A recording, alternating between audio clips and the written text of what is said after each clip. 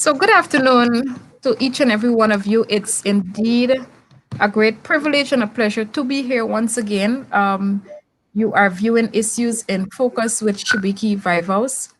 And today's Friday. It's a day where we explored various social issues that are affecting individuals, not only in, well, of course, in different countries, in our societies. And so, even before we get any forward, I'm going to pray for those of you who will be viewing live, and so that God will be with you in a special way. So, let us pray. Great God and eternal Father, which art in heaven, hallowed be thy name. We are so thankful for another Friday that you would have brought us here. I pray in a special way for each and every member of the audience. They have been so supportive over the past months. I pray, Lord, as we explore today's topic, that lives will be changed and they'll be able to share this so that other persons who may need healing can be healed. Have your way, we pray. Through Jesus Christ. Amen. Amen. All right, great. So, as usual, I'm going to introduce the members of the panel that we have here today. And I know some of you, if you may be wondering, for those of you, you may get accustomed to whenever there's anonymous on the program, it means that we're just trying to hide the identity of individuals. But we have two young ladies who would have consented to share their stories and their experiences with us as it relates to the issue of sexual abuse and rape. So I am privileged to have them on the program here. But with me, I have my cousin, Shalana Simon, of course, originally native of Guyana, Yes. but currently resides in the US for a number of years. Shalana, remind me, how many years are you there now?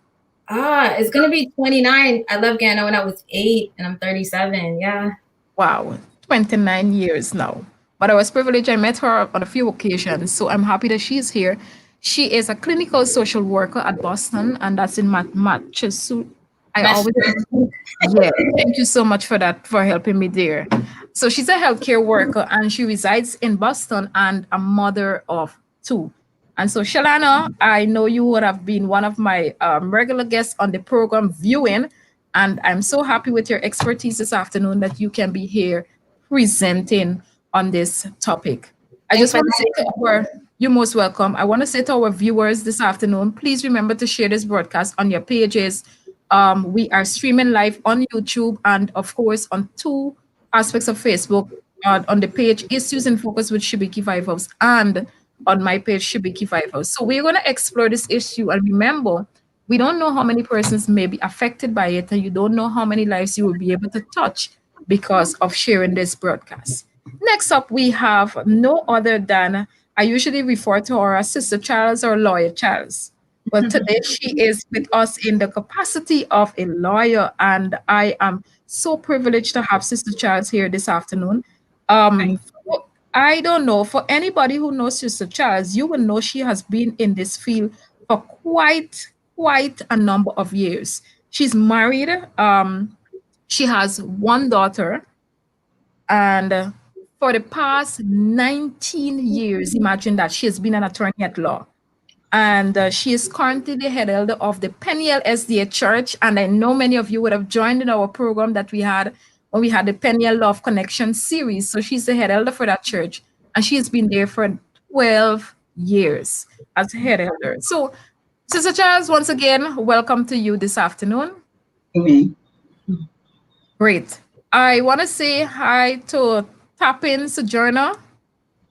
I think it's for I'm not sure if I if it's the right person I'm referring to, but good afternoon to Miss Tapin. I don't know. There's a new name that I'm not accustomed to. And hi, Sister Geraldine, good afternoon. And remember, if you're viewing, you can feel free to say to comment in the comment section, say hi, say good afternoon. You can give your comments, ask your questions as we go along so that we can have an interactive session. All right, so we're gonna get straight into it. And today we are dealing with the topic sexual abuse. Well, I should put in and rape. Well, the individuals in the expert field will be able to, I guess, I don't know if there's a difference between the two. Well, we're gonna talk on it. And so we're looking at the discovery and healing And as I mentioned before, we have 2 young ladies who will be sharing their experience with us. And so we're hoping that healing can take place for other individuals who may be suffering from this problem. Kimberly Daly, welcome to you also. All right, great. Tiana. So the first question I would like to ask, which is just to set the platform for this afternoon's presentation, is what is the definition of sexual abuse? And what I want to know also, if there's a difference, especially in like when you're dealing with the courts of law, if there's a difference between sexual abuse and rape. Okay, good afternoon to all the viewers. Well, sexual abuse is any sexual behavior or a sexual act that is forced upon a man, a woman, or a child. And it can be perpetrated either by a man, a woman, or a child. Now, when we look at it in the legal framework, you asked about rape, if there's a difference. There must be some penetration in terms of the sexual organ in order for it to be rape. And somebody could be raped either from their sexual organ or from anally. People can force themselves on you either way. And so the law would look at that, and there are issues of consent in terms of the rape. Because a man and a woman could start having intercourse, and if halfway she says no, you're supposed to stop.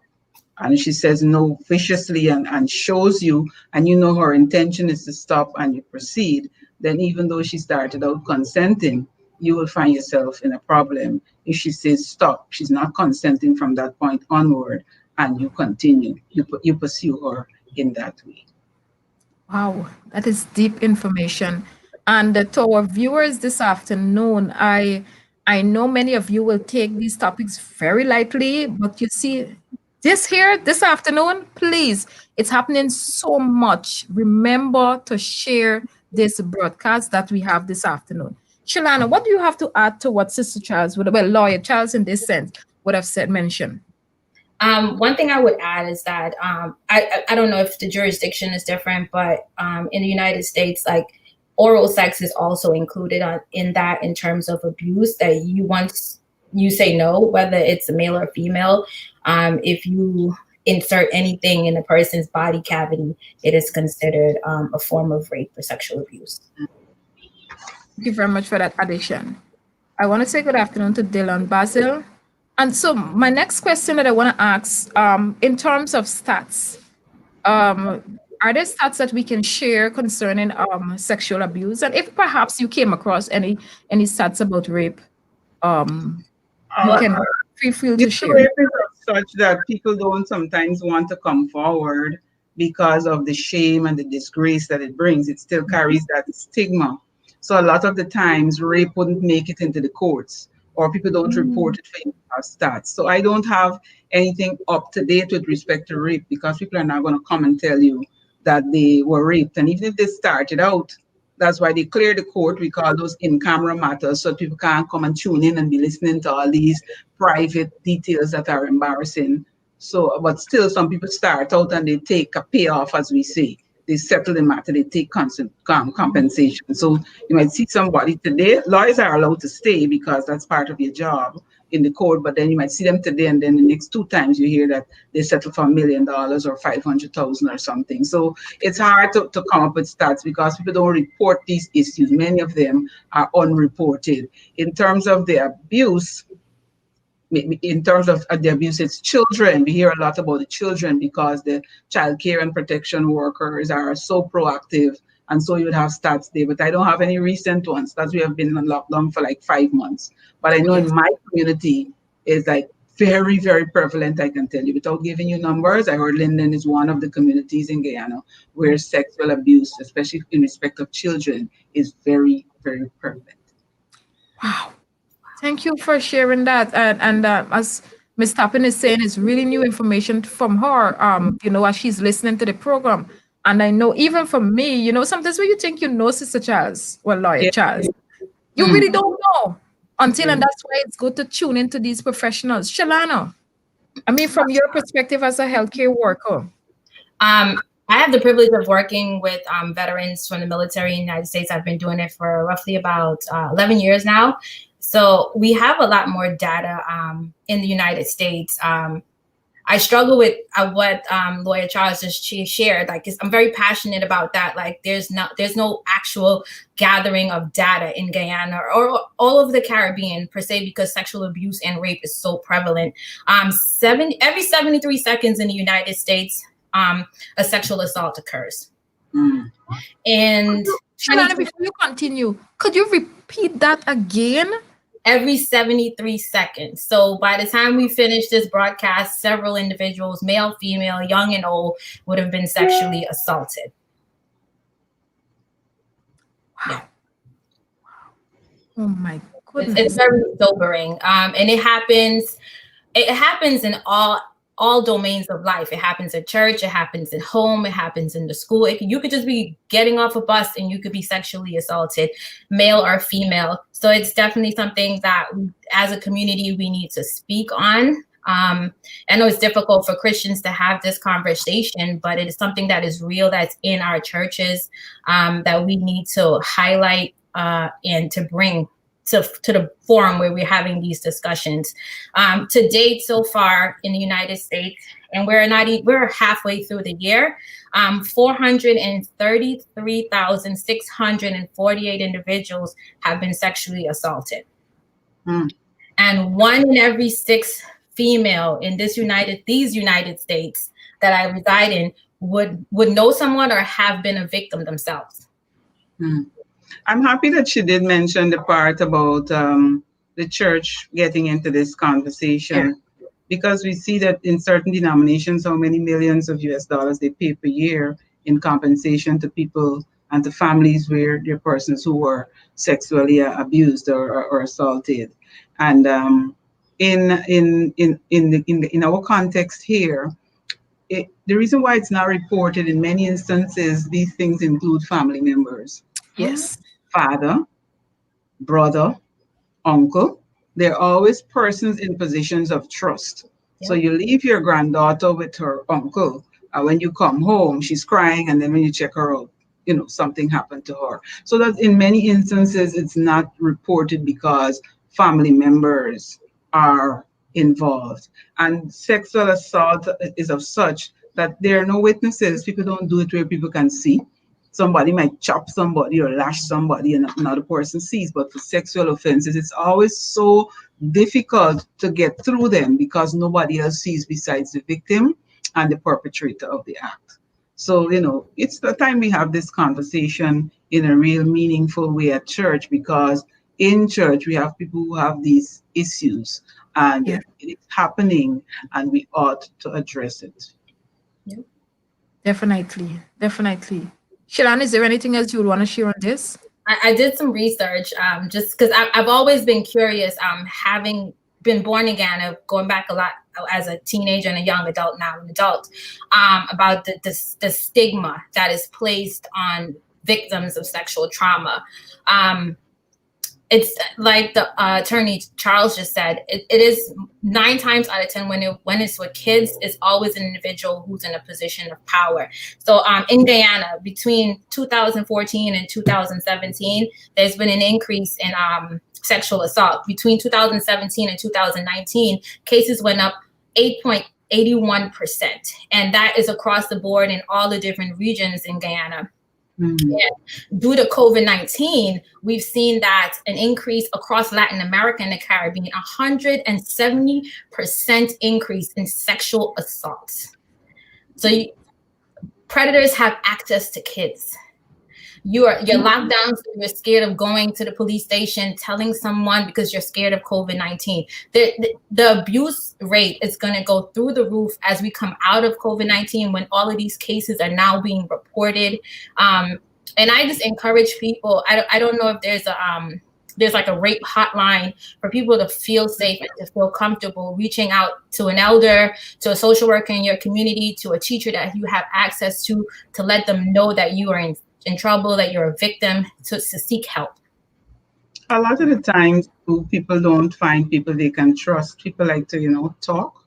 Mm-hmm. So people don't know who to talk to. But I find a lot of the cases in my community, children didn't go to their parents. They went to their teachers, and the teachers were the one who took the matter up with the Child Care and Protection Agency, and they, aggressively pursue those matters. I can give them that, and it always ends up in a conviction. If there are 10 sexual assaults, 9 out of 10 of them are convicted, and they go away for a very long time. So they do a pretty good job with the sexual offenses. Excellent. And I should have, I don't know if she will be able to join, but there is somebody else from the Child Care and Protection Agency. She works there. She would have a lot of information about it. That's her area. Definitely. I'm hoping that she can join us before the end of the broadcast so she can share some information with us. I'm Karen. Good afternoon, Karen Collins. Happy to have you here this afternoon. And the other question I want us to explore, because it is something I always say I have no tolerance for when it comes to sexual assault, abuse, anything. I have absolutely no tolerance for. And I hope that the men who are listening and even the women who are listening, that you're taking these things this presentation very seriously. I mean, you've been seeing things, you've been hearing, but then today you're hearing from a healthcare worker and, of course, an attorney at law. And please, if you have your questions, feel free to ask your questions, because you may not get another opportunity again for a forum like this. And so what I want to know in terms of the consequences that offenders may face as a result of, rape or sexual assault or abuse. In 2010, they instituted passed legislation, the Sexual Offences Act number 7 of 2010 in Guyana, Chapter 803, and it covers a wide variety of anything sexual. All the definitions are there and everything. If you touch, if you cause somebody else to touch, it's very comprehensive. And so people can go away, depending on the kind of offense that you commit. You can go away for a very long time. Of course, mitigating circumstances, figure in the whole situation. But no, even with the mitigating circumstances, people go away for long periods, 23 years. People get 40-something years, long time. So that it's really a deterrent to all those who want to perpetrate these acts. Yeah. It's not easy. If you get caught, you're going to really be slammed. The law is going to take care of you properly, and you're going to be sorry that you did this. So it depends on the spectrum, one side to the other. It depends on the offense that you commit and the background that you had. If you're a regular perpetrator of these acts, you're going to go for a very long time. Sometimes a first offender, when they look at the circumstances and so on, but it always starts out from very high numbers in terms of imprisonment. Thank you for that, Shalano. So in the U.S., there's state law, and then there's a federal law. A lot of states, across the board, there's leveling for sex offenders. So level 3 is the highest. You'll become a lifetime registered sex offender. So what that looks like is that if say I'm not a sex offender, so I'm just using myself as an example. So if I am an offender and I commit sexual assault in Massachusetts and Boston, and then I relocate to California, if I'm a level 3, I'm required to report to the police station and register. They put your name up, your picture up, where you live. So that's the highest registration after you served your prison term. Every state has different regulations. The federal government has a minimum of 10 years, depending on the level. You can get charged with a federal charge if you've committed a sexual act and you've now crossed state lines. If you commit a sexual act in Massachusetts, New York is right next door. If you cross the line and you traffic someone, you rape them in Massachusetts, take them to New York, rape them there, now it rises to another level where you'll be in prison in the federal system. So there's 2 years. Thank you very much, Shalana. And even as we continue this discussion, I want to say, Dr. Haydar, I'm so happy that you are here with us. I missed you the other day, but nevertheless, you're here with us today. Remember, folks, register your questions, send them in. It will be very important. So what I want to ask you both, as it relates to, have you came across cases whereby women, they will lie that they were raped or that they were assaulted for whatever reason? How do they deal with those cases? Very few, very few times you find women would come. It's already a disgraceful situation because it carries such a stigma. So nobody would come before open court. So very few times you find people coming and lying. Of course you have lawyers and the defense attorneys who are experts in this area, in this field. Some people just do criminal law, so they will tie up people and so on. But even with the tying up, a good prosecutor will bring you back on the page and put those questions back to you, re-examine the person and be able to get the truth out there. So people might be confused, but they're not lying if they face a good attorney. So people seldom come and lie, and particularly with children. Children are so clear, even though they're young, on what they're saying. You sense the sincerity. A small child will never come like that. And a parent could tell them to lie so coherently. They would repeat. I've seen children repeat that story in the same way over and over with a good attorney questioning them, and they're young. So you sense the truth that something went wrong. Why would a small child just come and make that up? And you also have the physical evidence that something went wrong. So seldom you find women coming forward to say that, okay, I'm lying, this person did this to me. It's generally the truth. Yeah. Yep. Shalana?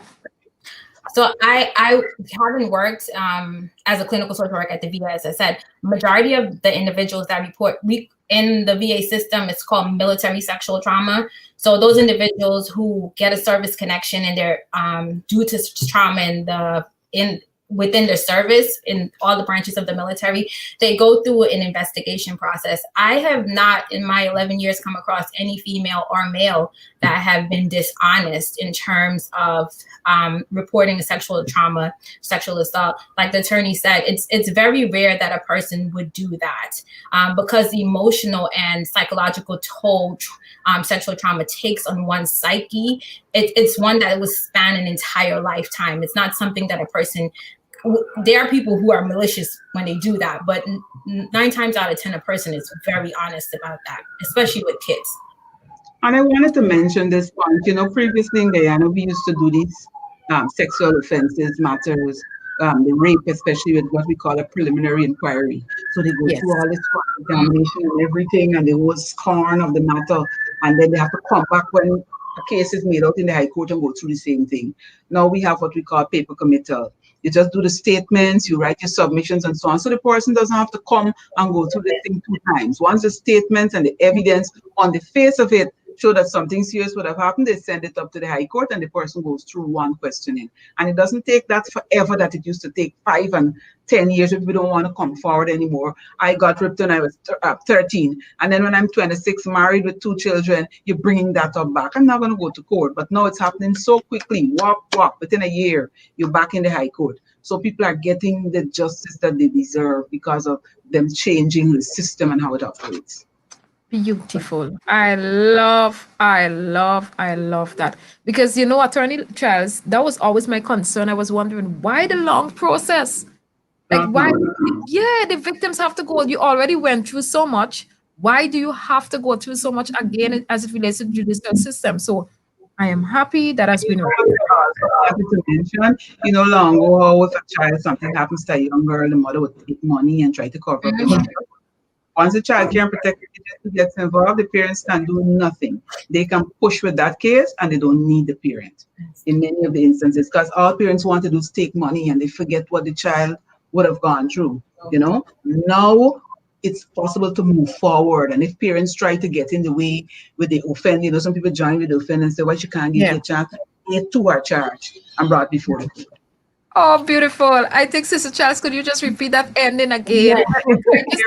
Want to side with the person and try to force the children to ditch the matter, they can be charged for interfering in the process. Excellent. And that is why for those of you who are viewing, you may know of cases. Call the Child Care Protection Agency. Let these little ones. And giving them the props. They're just working and doing. Once it's a child and a person that's involved, and they investigate that matter thoroughly, and they come and they give their report in that matter and so on, you're going down, man. And what's the definition of a child? Because I think some people get confused with that. What's the age? It depends, there are different categories of offenses. So in order for me to tell you that you have different rape of a child below this age, that age, So it's a wide cross section. So it's not like long ago we used to say throw it at the child. You got different segments now under the Sexual Offences Act. So Oh, that's a lot. Shalana? I think I don't have anything to add with regards to that. What I would say is that when it comes to kids, and I haven't worked with kids for a long time because of sexual trauma. It's very hard for me, being a mom, to work with kids because I get really upset, and it's hard for me to control my emotions when I work with parents who are aware that this is going on with their kids and they do nothing and the child suffers in silence. I have friends that work with the Department of Children and Family Services in Massachusetts, and there have been cases where family members have perpetrated and the parents were aware. I've had cases where adult males, so I've worked in elderly protective services. So it's not just sexual trauma is not just perpetrated against children and young adults. It's also elderly men and women that are sexually assaulted by family members. I've had cases where a son was raping his mother, and a UPS delivery person just saw something delivering a package, didn't feel like it was right, and reported it. And we followed up on it. And it was true. The mom had dementia and the son was raping the mother. There have been cases where brothers have raped mothers, have raped disabled siblings. So it's something that is ever present in our community. And you literally have to rip it out by the root. I wanted to add, Shabiki, you asked a question. If we're going under the Sexual Offences Act, in general, we consider someone a child if they're under the age of 18. But there are specific offenses that say if you rape a child under the age of 16, what will happen and so on. So that's why I was mentioning to you that you have different categories, but generally a person under the age of 18 is considered a child. Thank you so much. And so I want you to just pay attention to that also. And the link is in I would have just placed the link in the chat. I would like to invite, there's a gentleman I want to invite to join us. Gavin. Oh, hi. I'm so happy Talisha's here with us now. And we'll also have Gavin. Hi, Lawyer Williams.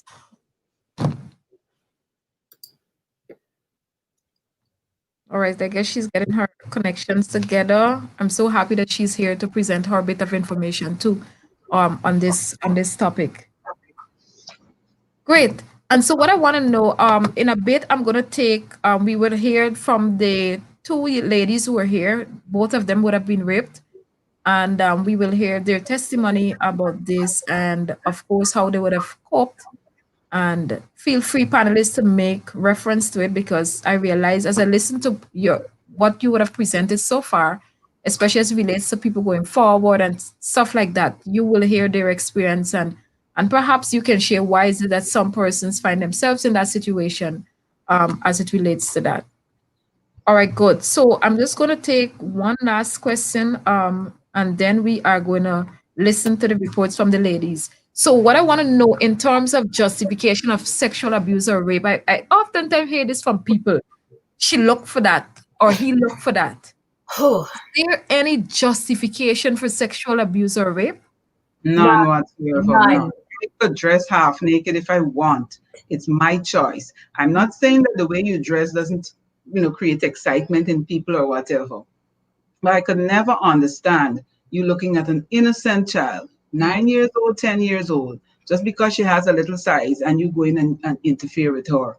That can't be right. You're sick and something is wrong with you saying that you can justify that. You had a little too much to drink. So what? You pick up Dutch courage and you come to rape the child? Go run a mile if you had too much to drink. There's no justification for harming someone like that. And whatever is coming to them by the law, they deserve it. Amen. Definitely. And so let me push it further. So you would have mentioned about a child. So what about a young woman who decides to go by a house by a guy?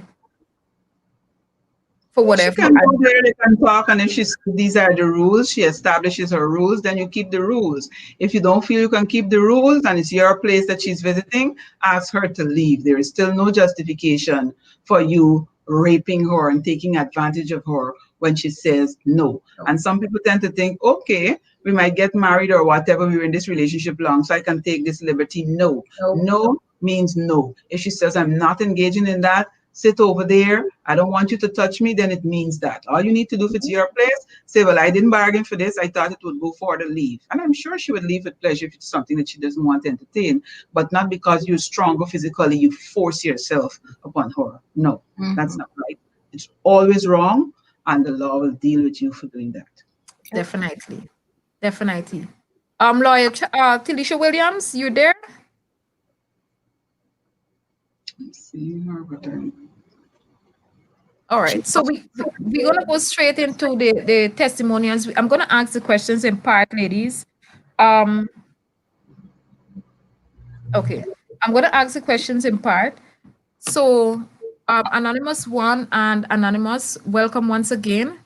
And so first of all, as I shared with you before, you're gonna share with us whatever you're comfortable sharing with the audience.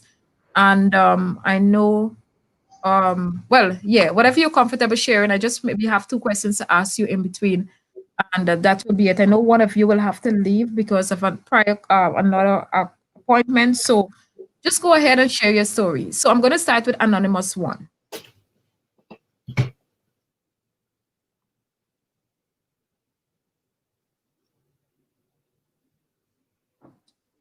Anonymous One.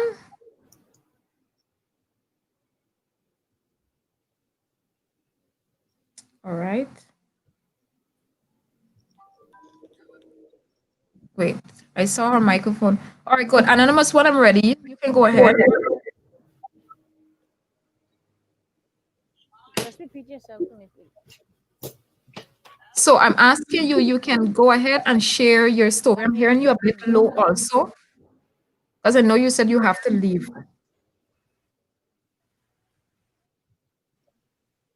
Just yeah, yeah, no problem. Good afternoon, everyone. Good afternoon.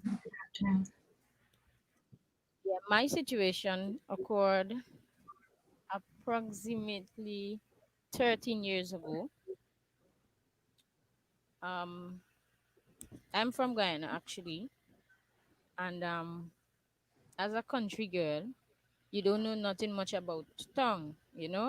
As you say, country come to tongue. So I was offered a job in Georgetown, and I decided to take the opportunity because I see it as something better um like something as helping my family out, right? That's a goal, a profit for my family. So I decided to come. Did not know much about Georgetown. Came and I started working. Now I was also getting assistance from some of my family members overseas because I was actually taking care of my four younger siblings. Now, one day, as at that time, we have the GT&T phone booth um, where we go to make calls. So I used to go at that phone booth to call my mom to let her know how I was going and everything. And this guy came up to me one day and he said, "Good afternoon. Do you know where the All right, Western just a Union is?" moment. Gavin, could you please So turn off your microphone? Just a moment, Anonymous One. Thank you. Yeah, continue. You were mentioning from the point with the GT&T phone booth. yeah, yes. So he said he a guy came up to me and he asked me, "Do you know where Western Union is?" I said, and I started giving directions. He said he appeared not to know where I was talking about because at least even though I didn't know the street, I knew exactly what was opposite it. He said, "Well, can you show me where that is?" To me, that seemed to be helping somebody else. You know what I mean? So I started walking, going back up the streets, only to know that when I awoke after, I was in an old abandoned house. Well, that is far later. So let me back up with that part. So I was tied. I was placed into this old house, tied with a big piece of rope. If you know the Barbicians would know what we use to tie cow, you know. Mm-hmm. So that rope was placed in my mouth, tied me around an old chair, and he started this act. And I started screaming. At first he threatened me not to scream. I'm so afraid. I should have screamed before. At least somebody would have heard me, you know? And I'm there trembling, and he started, and he was there going. I passed out.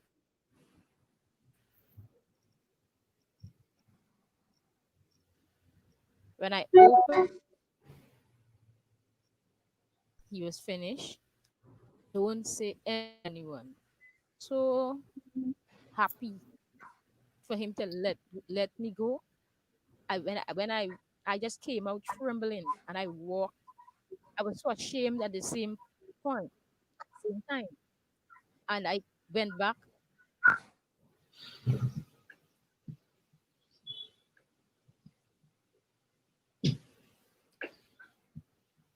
And my best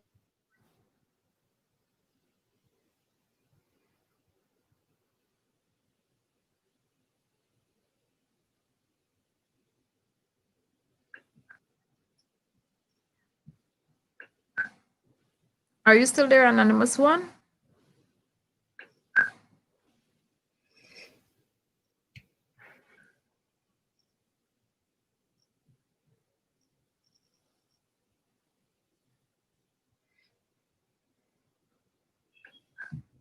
All right. I just want to say welcome to hi Isabella. Wow, it's good to see you. We're from Mexico. I'm happy. It's been a while. And we have Marie Dubois. Um, good to know that you're on too. All right. So Anonymous One, could you just send me a private chat? Let me know what's going on. All right. In the meantime, I just want to say welcome to Director Talisha, Lawyer Talisha, who is attached to the Child Care and Protections, the agency. We would have mentioned a whole lot about your department before you came on. And I know Attorney Charles was so happy that you would have been here today to give your stats as it relates to what is happening with the Child Care Agency. And kudos to the department for the work that they have been doing thus far in Guyana. So I'm taking Lawyer Charles' words for granted because she knows that you guys are working and she's been in the field for 19 years. Just trust me. Yeah. Happy to know that you're here. And hi, Gavin Thomas. Welcome to you.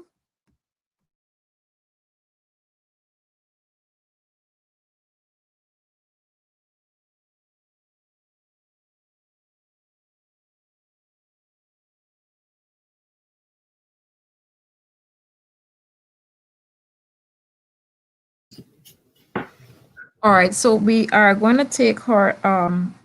Well, while okay, so while she is getting herself together, I just want to say welcome to Anonymous. Even before we continue the question, we're gonna continue with her story in a few. Anonymous, welcome.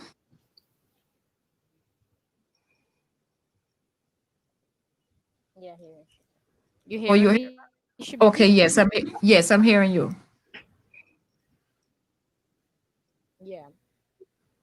Yes. So as I was saying, when I went to the Seventh Day Adventist hospital, I the doc when after I was being found out that in fact they said to me I need to get an emergency surgery by the next morning. Um, when they mentioned the amount of money, of course, I don't have it, and I thank God today, brethren, for brethren, no matter what.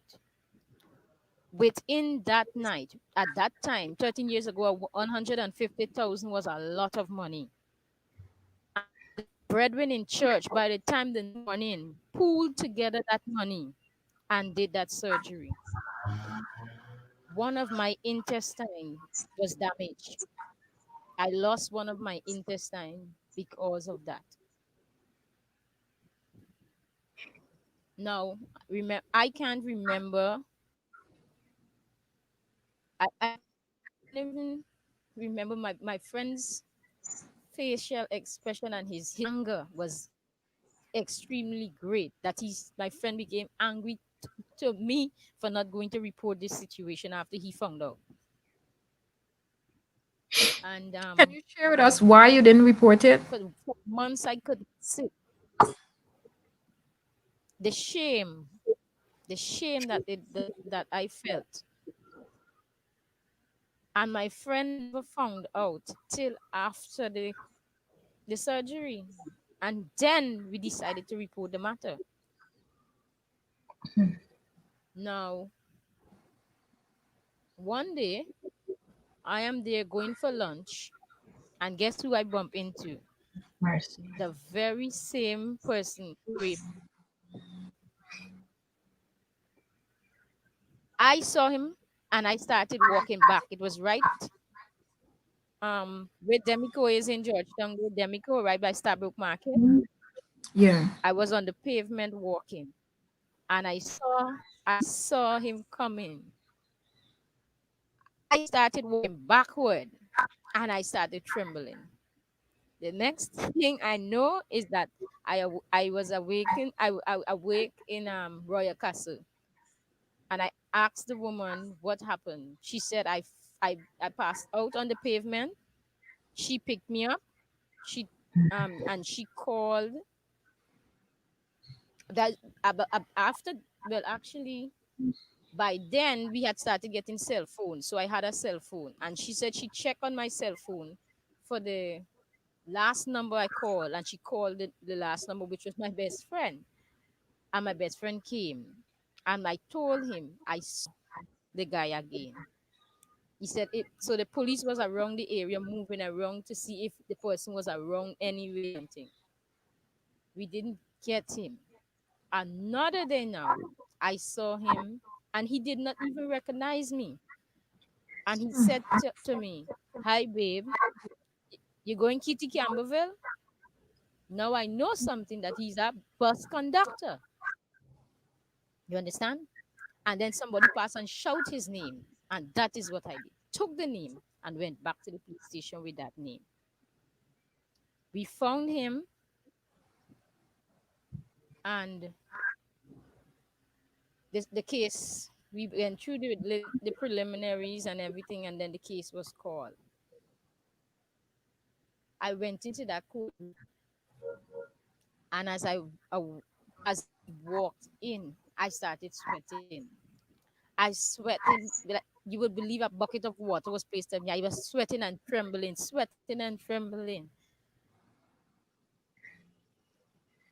I went on the witness stand. I could not speak.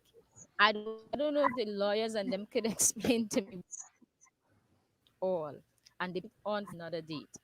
I never returned to court. I never returned to court. I was feel like if I was going mentally ill after that experience of seeing him so close again to me. I never went back. My friend begged me. I said, I'm not back. I'm not going back. Hey. My friend said, we found the man, and then now you want to tell me that you're gonna let a rapist go free? I said, I cannot sit in court. I can't sit in court. How am I? I don't want to trip out. That thing done, and my you change your mind, call me back. Friend, stop talking. Well, I want I want to ask you one final question before you leave. decided to go to university, and I said I forgive the guy. How long did that forgiveness take? Sorry. How long did it take to forgive him? Well, I thought I forgive him. I did not forgive him. When I started university, it's like every gentleman that come into my face is like I was seeing this guy. And I would snap on these young men, and there's one counselor who saw at the university how I reacted. And she called me and she spoke with me and she said, I need to talk to you about X, Y, and Z. And I said, no problem. But I was married, and my husband would have died 1 year after I was married. So I was a young widow, and I got raped 2 years after. That was even worse. So I was mourning the grief of my husband, the loss of my husband. Sorry, and that was still that rape scenario was still in my mind, fresh, but I didn't even know that. So what they did, they sent me for 1 semester of therapy, and after then, with prayers of my own, I I was able to move on, Mhm. just staying close to Jesus, and I thank God today for that, because there was a period in my life when I used to feel that anything that show up in pants and say he liked me, I could take him, and that is not how I think today, because I know I am fearfully and wonderfully made. Thank you so much for sharing your story with us. I just want to say, well, I want to just ask the panelists, they can give their comments based on that. And we're going to proceed. So we're not going to take the other story right now. And then we'll proceed. That's how people behave because, a lot of the times we don't have therapy for them here. So everything is bottled up, and like meeting with the perpetrator again causes that reaction. So a lot of the times people are not coherent in the witness box and all of that. And sometimes defense counsel would take it as an opportunity to really confuse them more and make a mess out of them, as we say. Yeah. But you really need counseling and therapy for people who have been in that situation so that they could overcome, because it leaves a terrible scar, like she said, and it's really not fair. They need a lot of encouragement to know that they're not defined by what happened to them, but a lot of the times they don't get the help they need in time. And just as how she ran away and she didn't get justice for what he did, he got off. Some people are scared, and so we really need to work on that aspect, helping people to come forward and to ensure that the perpetrators get what they deserve. So her experience is very real, and we need to look at that particular aspect in helping them to be able to give their testimony and overcoming what Thank you for happened to them. sharing that. Shalana, Anonymous one, I just want to thank you for your bravery and thank you for sharing your story. It is a struggle that men and women, children, young and old, deal with, and it does take a physical and a psychological impact on one's life. Um, just like how she had the experience in court where she just froze and just sweating, those are normal signs of a trauma. A person can experience issues with sleeping, issues with their appetites.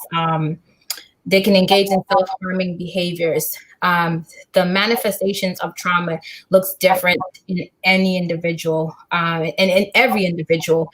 And post-traumatic stress is something that is real, and it's something that impacts you on a daily basis. You need therapy. However, whatever form of therapy works best for you, whether it's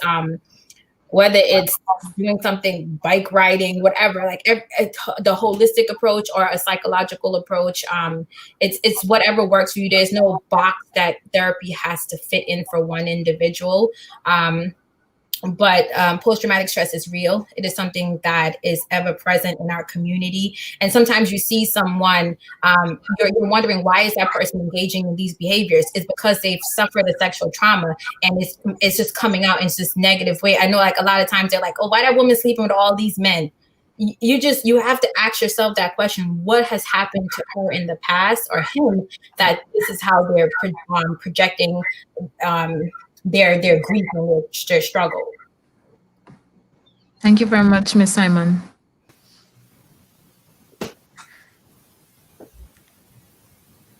I'm not hearing you. No, Hi, I be hearing. perfect now. No problem.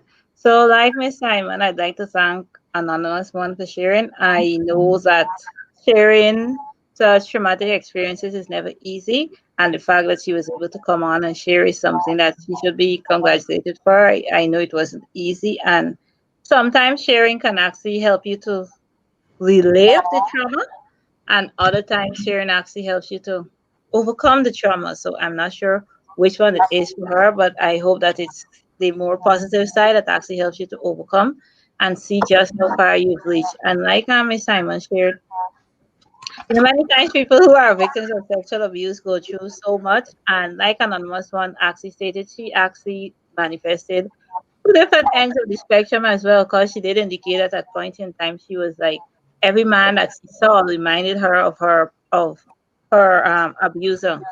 And then also she was sexually stimulated, so anybody who was willing to engage in intercourse with her, she would just engage in intercourse without having any thought to it. And that happens. And I mean, many times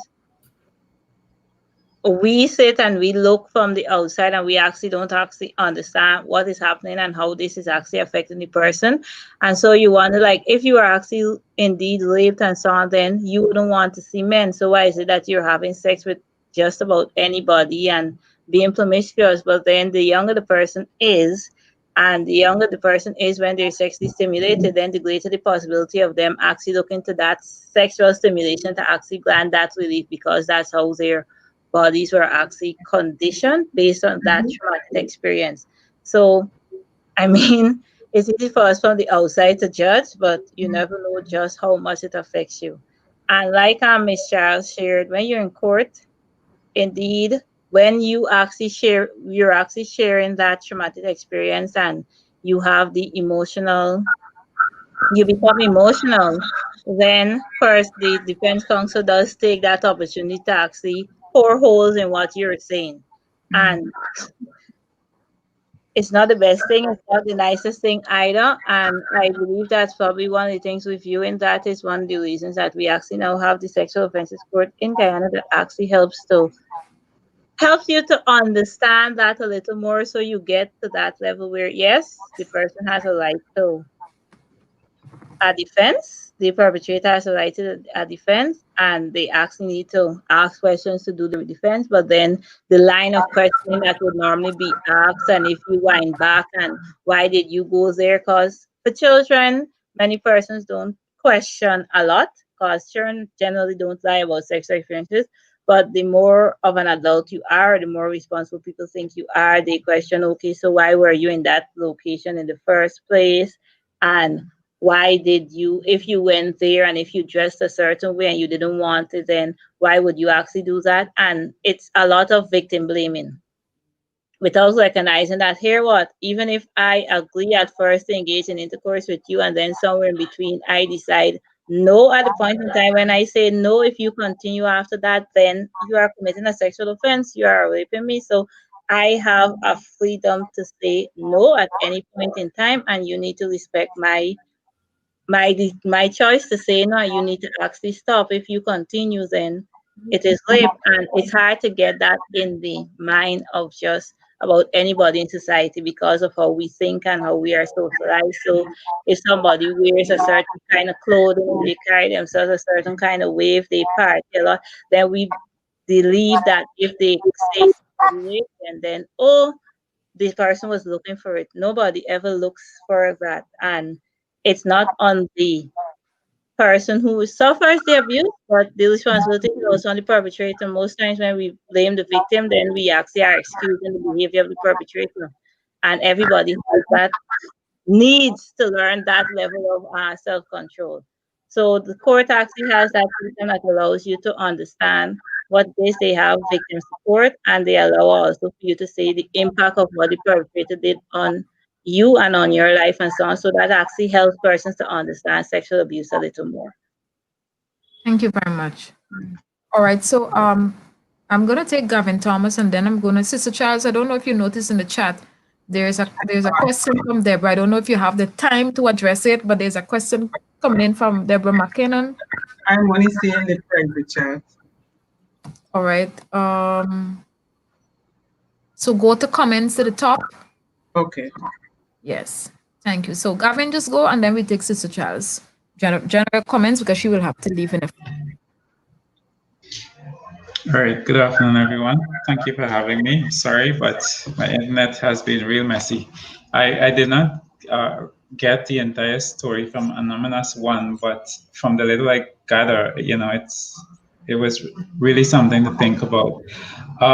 Of course, well, I got Director Williams' comment, and I totally agree because, the rape culture is something serious, especially when in Guyana, and it's becoming a norm. The way you dress, especially those things that you talk about, and even I was here sometime back, Shabiki, and we talked about this. Even in the church, the culture of, oh, you dress a certain way, you're looking for it, and all these things, and many times what we find happening is that these victims tend to sometimes blame themselves, and the person's committing the act towards them, aid in this process most times. So it's important that we, victims, persons affected, should realize that, it's not your fault. You're not because, okay, you dress a certain way, you went to this particular place, who told you to go to the party, all these things. So sexual abuse is something really, really disturbing. And well, if I must share, I am a comprehensive sexuality education facilitator. And I think, importantly, I'm not sure if we asked this question, but I think to be agents of change, or to develop that change, we need to start from an early age. And persons disagree with CSE in schools, and, oh, we're teaching the children this, but I would tell a different story. So I'm going to leave it there for now. I just wanted to say that so persons know. So I work with young people, school-age children, and so on, when it comes to sexual abuse, anything to do with sexual and reproductive health. Thank you very much, Gavin, for sharing that. So, Sister, Shabiki, I see the question. It's asking me about. Do I read it or? yeah, go ahead. Or let me just put it up. Yeah. Yeah. So it's up. I don't have to. I mean, for them to do that in the presence of a child is more than one offense being committed. Is the offense being committed on the person and exposing the child to that? And that's very serious. The courts will take that so seriously. And she should report that, get a probation officer involved so that the child can be counseled and all of that, and the matter can be put before the court. There's like three things happening there. Because if they know they're terminally ill, it's already taking advantage of that situation. And then you're doing it in front of a child. And I think, these things need to be addressed. People don't need to cover them down anymore. You have to approach the right authorities so that this could, and I hope it's not happening in church. I hope it's not happening in church. I hope it's just happening. Because I know long ago, guys in the church would find out. I had a family member, a close relative, who had been sexually assaulted, coming home from a social and so on. And people used to be pointing her out and telling guys, very intelligent, very good looking, that she's not marriage material because of what happened to her, And people actually left her alone because of that, as if she was the scum of the earth. We have to change our thinking. It can happen to anybody. You could be in your bed, somebody breaks into your house and does it to you right in your house. How are you going to excuse that? So we need to change our thinking, and we need to let our young, and if somebody has good qualities and that unfortunate situation happens, you find healing and therapy for them and let them move on. And some good person, because they're good, nothing is wrong with them, this bad thing happened to them, but it doesn't taint them as a person, right? So that question that is described there's a lot going on, and immediately should be reported to the authorities so that it could be dealt with condignly. Thank you very much. Thank you so much. So, Sister Charles, I'm going to give you the opportunity, seeing that you have to leave in a few, and then we will continue the discussion. I just want you to add anything that you think that would be vital for you to add before you take your leave. For persons who find themselves in that position, I would encourage us all to listen to them, encourage them, help them to understand that nothing is wrong with them. A bad thing would have happened, but it doesn't mean that I am the bad person in the situation because a bad thing happened to me. Say it to them, inform them, that tell them, no, you're sorry for what happened to them, and encourage them where they can get help from. Let them know that you support them, and you commend them for being a strong person and being on the path to recovery from a bad situation. I think this is something that the church should look more into, finding help for people.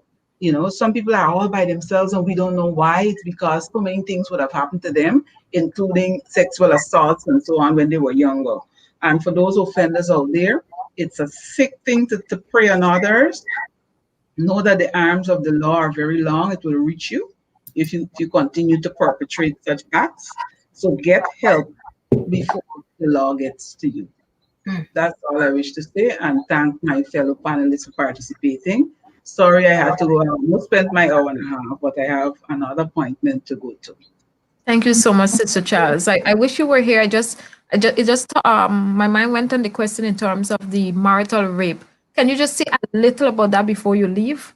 I know long before I graduated from UG, when we were dealing with the theory, Professor Burton, a man couldn't rape his wife, but the jurisprudence has developed, and it can happen now. So even in a situation, marital bonds, and the wife says, no, you better be careful because you go past that, you're in some serious trouble. So, the jurisprudence progresses and it changes over the years. Back when I started, it wasn't that way, but now it would have changed, and that's the position. Thank you so much, Attorney Charles. For those on that. Excellent. So for those of you who are listening or you would have just joined us, I want to say welcome to all of you. And you have just listened to comments from Attorney Leslie Charles. She's been in that position, as an attorney for the past 19 years. It was such a pleasure having you on the panel. I hope I can have you some other day for us to continue this discussion. Thank you very much. And the rest of the afternoon. You too, Sister Charles. Bye. Have a good afternoon. All right, great. So So Sister Charles would ask that I continue. Sorry. Let me just welcome a few guests on the issue of marital rape. I'll just welcome a few guests, and then I'm going to continue. We have some questions coming in the chat. So, Ms. Simon, Mr. Thomas, I just want you to pay attention to what's happening in the chat too. So we have to address some of those questions. And so to Natasha, welcome. Hi, Marcel. It's good to have you here again. And Victoria Batson, welcome to you. All right. So over back to you, Lawyer Williams. All right. So basically on the marital rape, like Sister Charles would have said, I mean, there was a case, a famous case, 1991, which actually changed the jurisprudence. So before 1991, because of the marital relationship and the sacredness of it and how it was viewed, a female was basically viewed as property. So she belonged to her husband. So if you're my property, then I can do just about anything with you. But after 1991 and that famous case, R&R, now it is viewed that yes, when you marry, you become one, and the Bible says don't withhold yourself unless for a season and everything. But basically, both parties have that equal say. So I mean, sometimes it's not just the man raping his wife, but the wife. People, when we think in terms of rape, nobody ever thinks that a woman can rape a man. I don't know why. But and that's a whole other thing as it relates to biological makeup. I mean, we know men are turned on by sight and everything. So of course, in order to experience vaginal rape, then the man would actually have to be reckoned into the woman and everything. But if it is done by force, it doesn't even matter because the man will still be stimulated, even if he doesn't want it, and so she can still rape him. I mean, we don't view it that way, and that's whole society and our mindset and everything. But yeah, just like how persons say if a female, if the female actually secretes and everything, then it's not rape because of things. But our bodies are made, our biological makeup leads to secretion in certain instances, even if it's in an instance you actually don't actually willingly do it. That's how your body is made. So that should not actually be measuring stick for whether you should consider it rape or not. Rape is engaging in intercourse with someone else without their consent. Plain blank. That's just how the law defines it. That's just how it is. Whether it's anal, oral, vaginal, whether you use your penis, whether you use a dildo, you use some other object to insert our finger, generally under the laws of Guyana and under the laws of most other Caribbean countries, it is still rape once there's no consent. Excellent. Even at that time, if I must. Even at that time, I probably If I could. just know, Gavin, I probably should say, even when it comes to there's actually third party rape, which is something that is unique to our new laws. You don't even think. So you may not actually be the person performing the act, but if you cause the person to perform the act on you, or you cause them to perform the act on someone else, it is still rape in the law. Yeah. So you don't even have to be the person on whom the act is performed or the person who's performing the act, but if you're the initiator, so like those in instances where you have these what do you call it, pimps? So they don't actually perform the act, but they solicit the young ladies or the vulnerable persons and facilitate that whole commission, then you still are liable just like the person who performed the act. Thank you very much. Gavin, you had something to add? Yeah, I just wanted to emphasize and make sure we hit the point home of consent. You know, consent is a very important thing. And Director Talisha mentioned it a bit earlier. I'm not sure how many persons got it. But even though somebody would have given consent and during the sexual act or during intercourse, you say, okay, I don't want to do this. You withdraw that consent. Then any other move, it's rape. So it's important that we underscore this, highlight this, because many persons think, oh, well, you did say, yeah, you did come over. What happened now? So consent is important. So I just wanted to, bring that home again. Shabiki, can I add something? Sure. We hit on the marital component, but I also want to speak to the fact that men are victims also of sexual trauma. And it's not in the confines of heterosexual, it's in the confines of homosexual. And we have that happening. And it's another layer of shame. And also their first responders that are just believe that men can't be raped. And in cases where there are men who are sodomized, it's not being reported, it's not taken seriously in the courts. And it's definitely something that we have to address because it happens. They have perpetrators, pedophiles who don't have no distinction, male, female, it doesn't matter to them. It's just sexual trauma has sex. I think rape and pedophilia has nothing to do with stimulation. I like this. It's just an act of power, and it can happen in a heterosexual relationship and also in a homosexual relationship. We see that the GBLTQ community. I know we all Christians and we think that we don't have GBLTQ members in our church, but we do. So we have to we have to be honest with ourselves and create a forum where all individuals can feel comfortable and safe to really address this issue. Like I'm fortunate that, being in my field that people feel comfortable coming to me because I tell people off the bat, like, I love God, I love being a social worker, and I combine my faith and my work. There's no distinction. I don't stop being a Christian. I don't stop being a clinician. For us to be as Christians loving, to create that space. And I've had Christians literally feel annoyed and disgusted that I bring up the topic of the GBLTQ community, but it is real. And we need to have these conversations because when kids are being molested and raped in churches, it's not an act that happens just once. They groom the parents, they groom the child. So when it does happen, you're like, oh my God, not brother so-and-so, not sister so-and-so. They would never, yes, they would. They so would, because guess what? If you go to my church and you've been around me for a long time, you trust me with your child. They can go sleep over, not my child. I got to know you. I got to know you. And even then, if my child tells me such and such happens, you gonna have a problem before I go to the police. I don't care if you my brother or my sister in Christ. If any child comes to me and says, Sister Sharana, this is what happened, I need you to know I'm going to act accordingly as a mandated reporter, whether it happens on church property or in my home or in a parking lot. I don't care where it is. I'm going to follow the letter of the law. Excellent. Beautifully put. And to my audience, of course, I want us to zero in onto this topic. For some of you who may know of instances, I still agree with Shalana. Yeah, because I'm looking at you. Your microphone is off. It's like even when we come to the church community.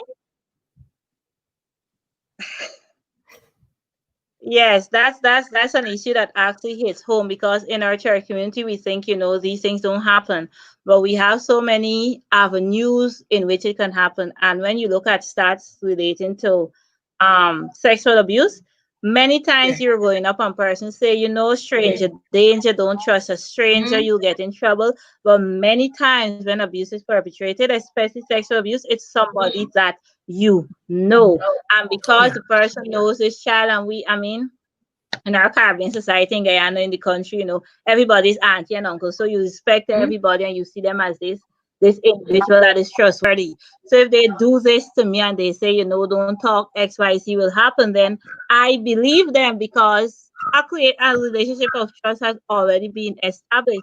And then I don't want to tell my mother, because I don't know what will happen. And the person already said, if I speak, this will happen to this person.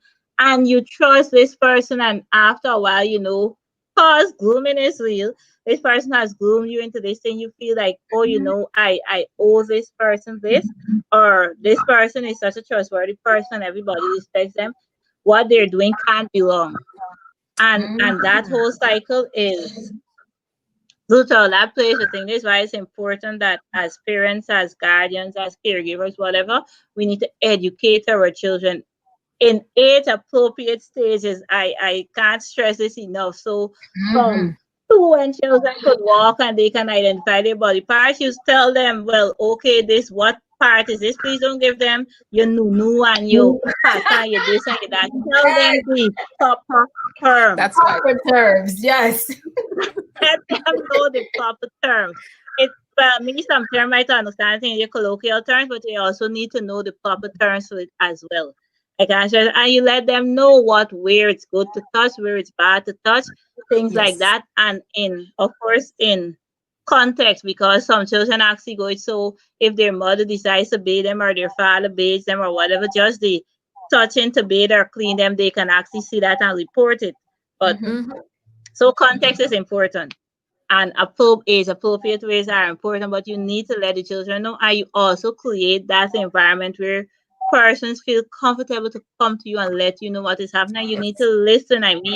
Many times, and this happens a lot with family members and with church persons. So a child may come, send me at sister.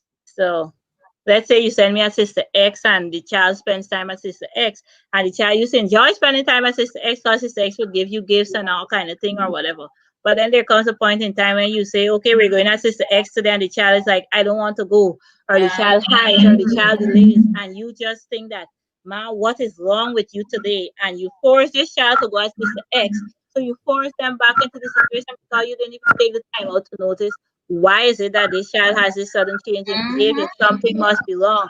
What happened at Sister X? Why is it that you don't want to go? You used to love to go at Sister X. You create that environment, but many times we don't. So we send the children back to the same place where they were abused, and the abuse continues, and the child doesn't feel safe enough to say anything to you because you never have time. And then you're like, even when the child doesn't want to go, you're like, but you need to go at Sister X, mommy has to go and work, or daddy has to work, and there's nobody else to look at you. And so the child starts to feel like, if I do this now, what will happen? Then mommy will have to stop work, or daddy will have to stop work, and then we won't have things to eat. And so this child starts taking on all these adult challenges and thinking and everything that they need not to take on. So it's very, very, very important. And in our churches, it's important.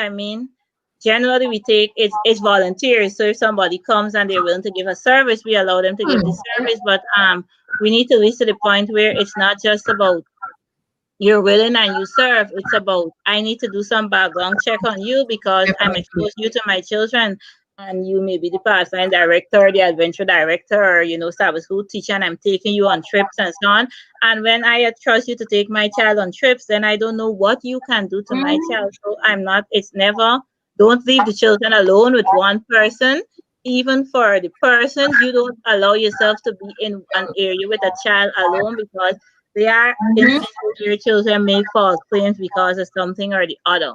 But in both ways, we need to protect our children, and we need to guard against these instances. Don't just send the child to the washroom and just think everything is okay.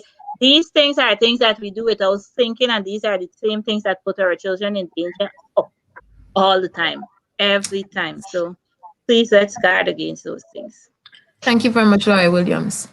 And I just want to add, I just want to say to those of you who are viewing on YouTube, please note that if you put your comment in YouTube, I will still be able to see it here on Facebook. So don't be afraid of that, right? But there's a comment that came into me via WhatsApp, and this came from one of my lecturers at school, and he said this: there's a cultural myth that's backing up when we were talking about the consent that Gavin, you would have alluded to. Of course, Sister Charles would have mentioned it. There's a cultural myth that no means yes, right? She's saying no, but she needs it. She is just playing hard to get to see what he is made of. That myth creates confusion in the mind of the male, who often interprets no as an underlining yes. And he also adds that it is because women do not have there's a part where we were talking about rape in the context of in the marital context. He says it is because women do not have an organ to penetrate. That is why it is argued that she cannot perpetrate the act of rape. And consent can be at any time. Can I respond to that? Yes. I think my Sister Williams, Attorney Williams, alluded to the fact that, women can get raped by dildos. And I know a lot of people don't want to have this. I'm Guyanese to the core. Love Guyana. Love my country of birth. But the things that have been embedded in us culturally, you have to root them out. Like, you got to pull it from the bottom and pull it. That's nonsense. Thank God, I'm happily divorced. So I'll disclaimer, happily divorced. Marriage, me saying yes to you, I do to you, it's not I do this to you, it's I do to God. And this temple that he has given me is something just not yours. It's not just mine. So you don't get to choose what my no means or what my yes means. My no is my no.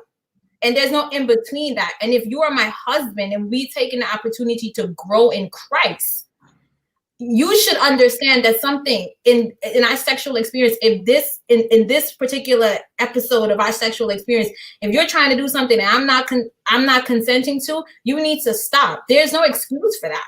That's right. I don't care what your mama done taught you, what your granddaddy. I don't care. We married in today's 2020. No means no. Definitely, and that's why he said it's a cultural myth, and we need to get rid of it. We definitely need to get rid of it. I know there's some questions here. I know, Talisha, you have to touch back on the stats because I want to really hear the stats. But even before you go there, and by the way, for those who are listening, you know that Lawyer Williams, she is passionate about protecting our children. And that is why when Sister Charles was mentioning it, and when Sister Charles, the attorney Charles heard that you were coming on the program, she was so happy, because she knew that you had the stats as it relates to the children and everything that you will share with us. Therefore, I just want to do two things. There is Anonymous. I don't want her to be waiting too long. I want her to share her experience that she had. You're going to share your experience briefly with us. There's some questions here. One came from Odacia Hill. I know Dylan would have asked a question earlier, so you can scroll up in the comments section in the meantime. While we take Anonymous story briefly, and then we're going to go back to questioning. So Anonymous, once again, welcome. You can go right ahead and you can share your story with us here this afternoon.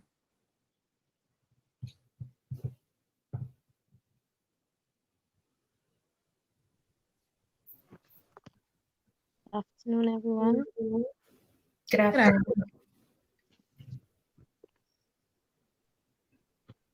Well, the first time I was in reform, and it was a difficult subject. For some reason, I just can't remember the subject because I try not to dwell on school days back then.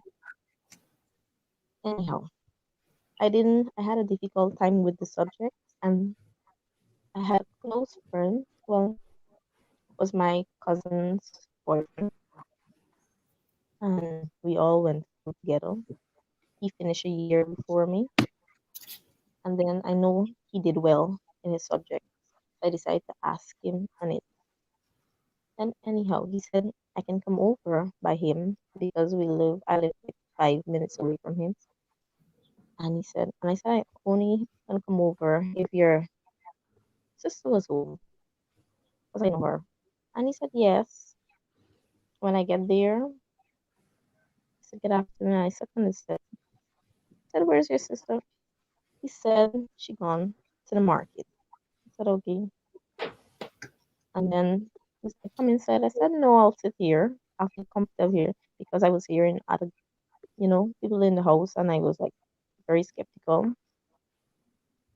And then he was like, come inside because people is being nosy and mind business. I said, okay. And I went inside and I sat on the chair and I was like nervous, like fidgeting and, thinking with the book page and also. And he was like, you're not comfortable. I said, no. He said, Carl, let me show you something. I said, show me what? That was in his room. I was like, no. I said, that would make me more uncomfortable. Come. Then he pulled me and we was sitting in bed and then he was like, I like you. And then he was like, I said, okay. And then I said, you're my cousin and so on. And then and then he started touching and I said, stop. And he was like, I said, I don't like it. And then he said, but you're brave and you know about all these things and how to know how to discard of condoms. And so, nevertheless, I used to go to drop-in center and they teach you about these things, how to take care of yourself and before, you get married and these stuff. I know that. And then he started touching and then he said, he knows that I'm not, he said he knows that I'm not a virgin. And then he started. It was terrible. And then after that, when he finished, he said, I thought you weren't a virgin. He said, you didn't take my word for granted. Then when I think that was over, then his cousin came in. I get everything on camera. And I was like, I was scared. After that I was done terrifying and then and then he was like, you can scream what you want. You can't do nothing because nobody can hear you. And that was the most terrible time of my life. And then when I think it's finished, I passed out. And then when I think that was it,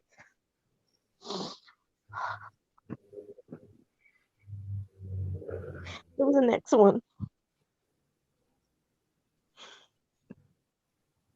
And then when it was finished, I was so scared. I didn't know because screaming get me weak. I was like, that was help. Then I put on my clothes and I went home. My brother asked me what happened. I said nothing. I went in that bathroom and I cried. I screamed. Like I don't know what more to do because my mother wasn't there. It was eight of us, and she just had to make things work because I understand that she couldn't have been there for me because she had to go to college and we had older siblings to take care of us. So I was scared. I take a week before I go back to school. I missed my tests. I can remember sir asked me why. I said I wasn't why I missed school. I said I wasn't feeling well. And then I went up to the top floor. And then I was seeing people look at me different, and I was scared. And I was like, because I was jumpy and everything, and everybody was looking at me different. And then I passed across, and somebody called me two-piece combo. I was like, I know the term back then in school. I know what that means. And I was like, oh my gosh, they know. And that get me even more scared. And then everyone was laughing, and I went downstairs back, and then I can remember bell ring, and then sir said, "You didn't answer my question." I said, "I'm just not." I said I quit. I'm going back to school. Then I was nervous, and then I went to round two for a recommendation for the rest of the subject. Approach to that one, I see the no on my paper. That was my best friend, my teacher, and she said, "Put a no." I said, "Why?" Because I want to know because me, you close, I do all your work, your SB and everything. It did well. And she was like, because the time you stay home to take man, you should have come to school. And that was the last thing that I wanted a best friend to say to me or come and ask me if you hear something about me, you know. And then I slapped her because, and then I left. I left because I couldn't have handled it school anymore. And my mother asked me why I said nothing because mommy, you can't afford it, and there's so much of us, and I make excuses a lot. And then I started getting very angry at everybody. Remember, I started trying things at my siblings and lashing out at them. Then I ran. Then when I think I ran away from home because things would be better and by a friend. And then after then, the next day, I went to the station and they asked me, why did you run away and so on and was this and they were like, because you're sexually active and you went by a buy and I was like, this is the last thing I want to hear because I know I won't even think about the boy. And then they'll say, nobody believed me. Then I told them what happened and they didn't believe me. So I just leave it like that. And it was telling on my mind and everything and I was going crazy and I was getting angry and I hate everyone. And then this program came about. I used to listen to radio every morning and I listened. And then I can remember Pastor tell me, there's something behind the smile. You smile too much. And there's something about it. And then I felt comfortable. And then I said, I need to speak to someone. And I can't handle this anymore because this is killing me out. And then he told me, I'm here anytime you want to talk. And then I was like, my father was never wrong. He said, don't worry. I'll be your father. And that's what I want. I just wanted the father to be there. Then when I started telling him, and he was like, Lord have mercy. And then actually, I was by the anger. I didn't know how I get demon possessed. To be honest, I can't recall how. If it was anger, I don't know. Because that was one reason I couldn't have forgive. I hate myself. Anybody ask me what you think about myself, I had nothing to think because I think my life was finished. And I it was terrible for me. Then when I see this guy again, I would get cold sweat. I was nervous. I would run, and I was, But the first thing I had to do was through counseling and try to forgive myself out of everything, and try to accept and then to forgive because like it take a long time because I actually want to kill all of them. So when I finished school, I want to be police, and I just wanted to kill them because like my life was finished. And the most hurtful part to live with now is to having miscarriages because of what you went through in life, and you know that every time you try,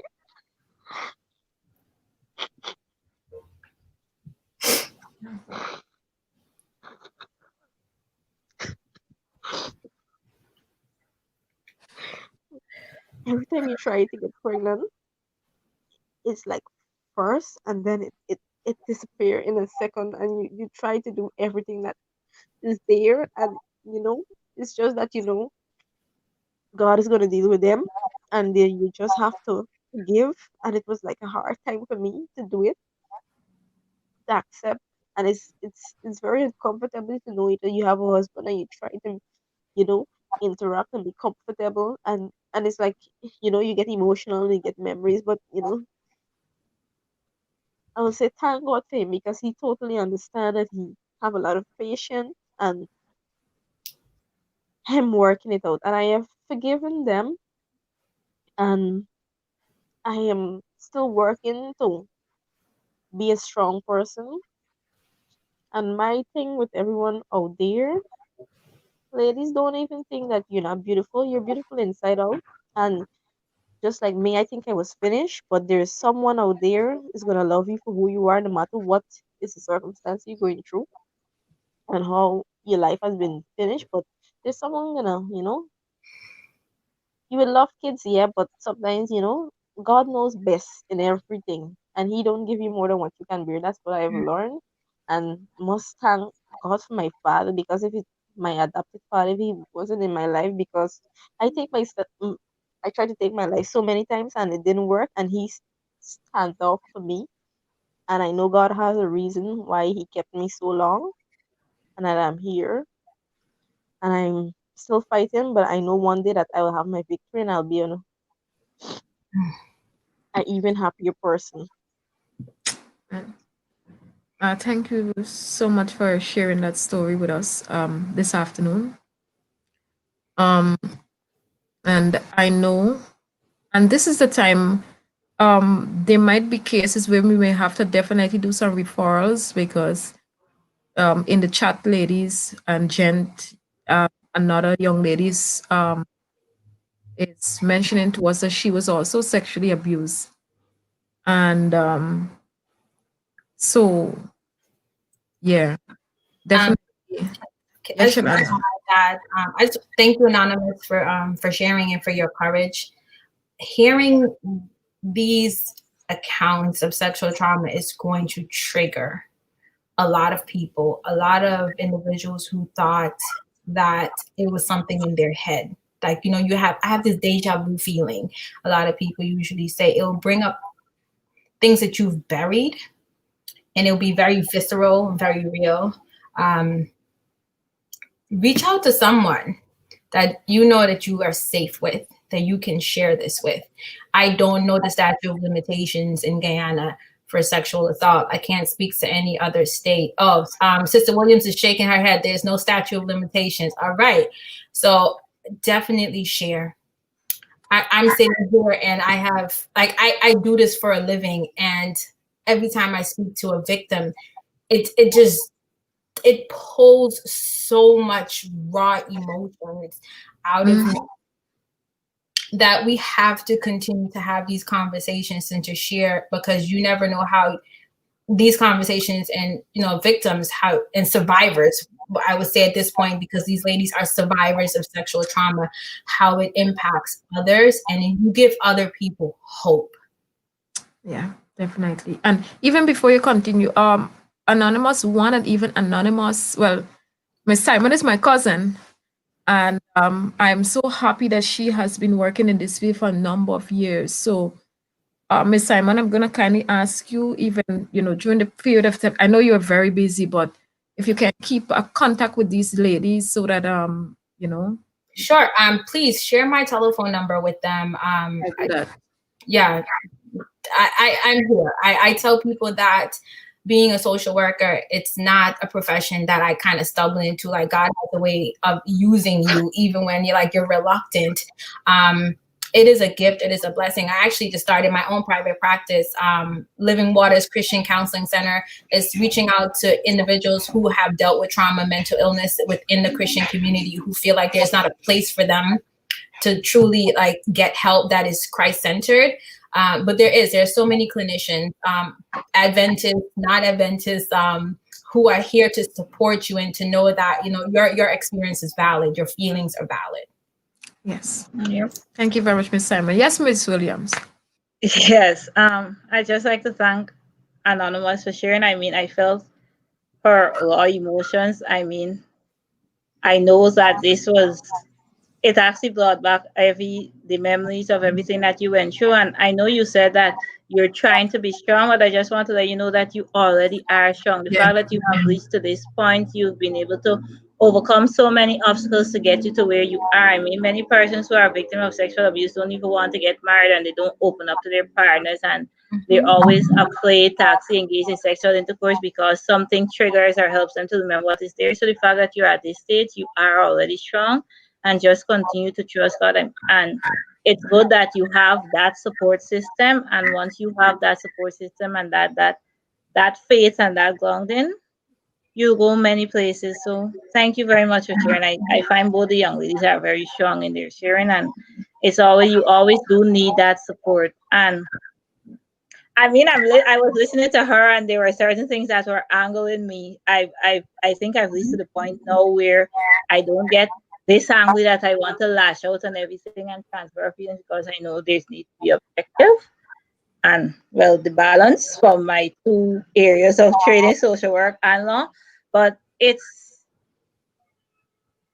not unique. Many times people respond in that way, and even when persons don't actually know exactly what you went through and everything, many persons who are victims of sexual abuse think that everybody knows what happened to me, and they walk on with this shame, and they walk on with this guilt and everything that they need not to walk along with, because it is not your fault. And many times we cause persons to think, something you did caused this and something you did was responsible for it. And so you actually feed into what they were already thinking, and that just makes it worse. So we need to be careful what we do and how we respond. And sometimes, and like she indicated, it hurts most when it comes from the persons who you love and care and those who you feel are closest to you. And then when you actually reach out to them and you say what happens, that fear that they would not have believed actually comes true, and it just puts you farther backward. But thank God for those persons who actually believe you and reach out to you. And yes, there's no statute of limitation on sexual offenses in Guyana. It doesn't matter if it happened 30 years ago, 20 years ago, 10 years ago, however long, you can still prosecute the matters. I mean, the logistics of it is difficult, but the fact is it can still be reported, and the police still have that duty to investigate and conduct everything that is needed there and get you that access to justice that is needed. So, and like I think I came out in Anonymous one story, and I know Shabiki asked her, why is it that you didn't say anything? And that's the question that many persons have for persons who are survivors of sexual abuse. Like, why is it that you didn't talk at that time? Why is it that you're only talking now? But you don't understand that process that goes through, nobody will believe me. Probably it's something I did. This person can't have been wrong. This person is a trusted person. All these different things that they study. And if I tell, then my mother is already going through hardship. My father, probably my brother might react the wrong way. He killed the person. He injured them. He has to go to jail. Everything goes through the survivor's mind. And they study so much. And then, of course, when I go, then everybody will know my story. They'll view me differently. It's best I just suffer in silence. All of this goes through until persons reach to that stage. After getting that necessary help and that counseling and that encouragement, really realize, well, hey, what? I can actually share my story. I can actually make a difference. I actually am ready for this. And I think that's the importance of there not being a statute of limitation, because it's never easy to tell your story. It is never easy. Yeah. So we need to actually divorce our mind from the fact that if you didn't say anything at the point in time, why report it now 20 years later, 13 years later, 15 years later, or 5 years later?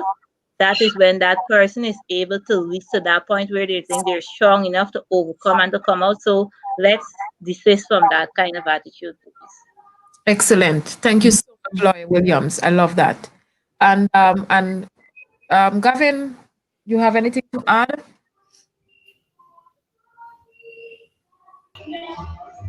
Yeah. Sometimes it's hard to empathize with persons that go through these things. Not being there yourself, but definitely from listening to that story, like the other person said, it really triggered a lot of emotions and even some anger to some extent. And of course, many times it's a sad reality that males are the ones who do these things. Many reasons persons put the blame for power dynamics, social norms, all these things. But it's so sad. But definitely I want to talk to Anonymous, and I like how she ended that story by encouraging victims, persons out there. Definitely it's not the end for you, the end of the road. So anybody looking, listening, definitely reach out, and help is there for you. So yeah, I'll leave that. Thank you very much, Gavin. And ladies, I know we don't have much time remaining, but we are going to take a break as I just do this brief promotion here on Goshen. Talisha, if I don't do this promotion, I don't want to be in trouble. I'm going to do this. To follow, feed, to fulfill. We've got to do His will. Make Goshen great again. Hi viewers, we are here bringing you an update on the first ever Goshen Reunion virtual camp session. Yes, it's all about reminiscing the past, anticipating the future, where we have been and where we are planning to go. This is cutting edge, it's great, you cannot afford to miss it. From August the 21st to August 23rd, I'll be there and you should as well. We will have youth directors from the 1960s, 1970s, 1980s, 90s, right up to present. This is going to be an epic event. You must be a part of this Goshen virtual reunion camp. Learn how you can be a part of this great experience, how you can contribute to the building up of the Goshen campsite. Look out for the link.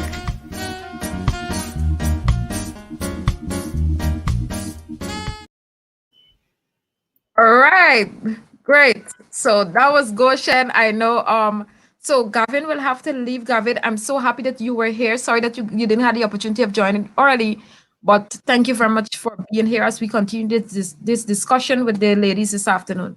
Thank you, Mr. Thomas, and have a wonderful afternoon.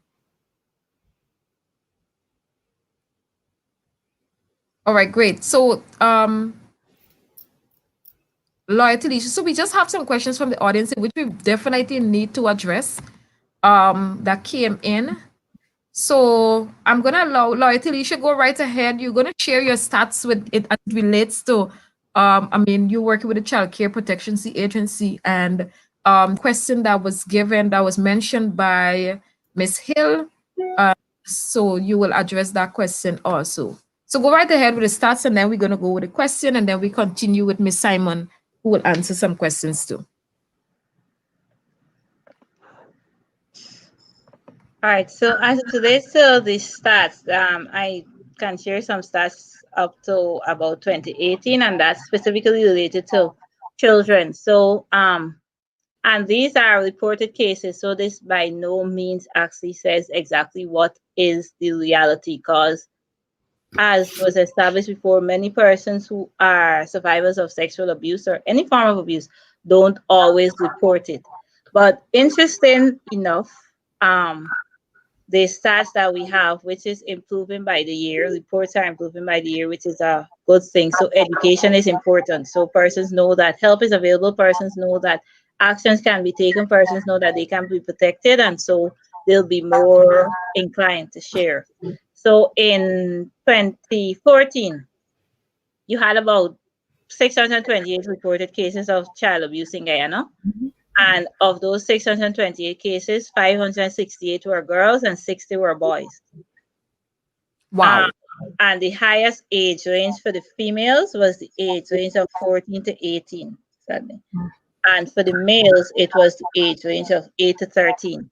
Actually, I should say throughout the years, the stats for the males, the highest range for males have been 8 to 13. And that's, you know, I'll come back to that comment. It has something to do with our culture, a lot to do with our culture. And the highest ranges for females have been between 14 to 18. So those are the ages where the girls start to mature. Persons think, oh, you know, you look bigger than your age. After 12 is lunch, all these concepts that we have in our mind. For the males, interestingly enough, this that doesn't surprise me, because you find that many, if you talk to many young guys, many guys, when they describe to you their first sexual experience, let's say that way, because they see it as unknown exploit. It's actually within this age range, they're 13, they're 14, you know, they're young and they're vulnerable. But many times in society, we don't see it as, you know, they were sexually abused or taken advantage of, because many times it's with an older person, an adult, a more mature one, and I see it like, you know, oh, I'm a man, you know, this older person wants me and everything, but it's abuse. You're under the age of consent. This person has taken advantage of your youth. It doesn't matter that you are sexually stimulated, you feel like a stud and everything, whatever society may call you. It is the person sexually abusing you. They are taking advantage of you, of your youth, of your inexperience, of just the fact that they think, you know, boys want to be able to conquer. And so let me introduce you to your first experience. It's horrible. So over the years, from 2014, with just 628 cases. In 2015, there were 676 cases.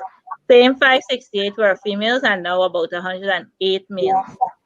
As of 2018, of the 980 reported cases, 801 were females, with the highest range being 415 females, with between the ages of 14 to 18. And there were 179 cases that related to males being reported. And the highest age range was, of course, again, the 8 to 13 age range. So those are, alarming stats. Those are very alarming stats, and that doesn't even cover what actually happens, because when it comes to males, because of that whole societal view that one, males can't be raped, and if a male has an early sexual experience, it tells about how manly he is or how much of a stud he is. Many of those cases aren't reported.